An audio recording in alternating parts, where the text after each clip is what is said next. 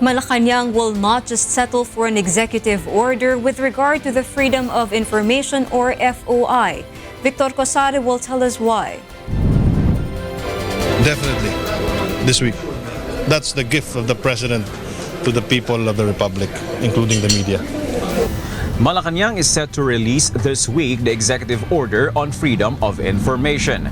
Presidential Communications Office Secretary Martin Andanar says the E.O. is presently being drafted and consultations with interested parties like the Philippine Center for Investigative Journalism or PCIJ are to be made before coming out with the order.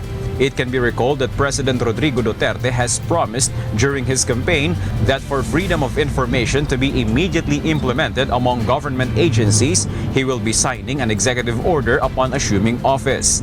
However, the administration will still push that a bill on freedom of information is to be passed in Congress. It's definitely part of his priorities. I don't know exactly in which priority, in how high it is, but it's part of the consideration, considering that we do have several issues on hand, right?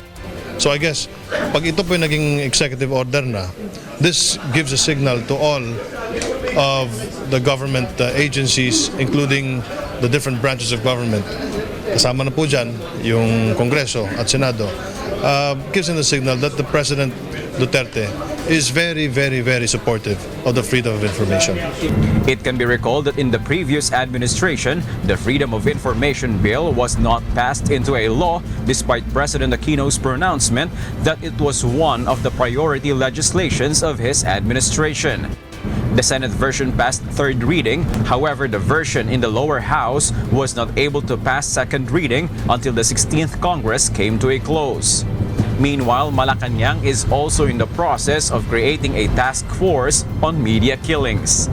Victor Cosare reporting for FOI News.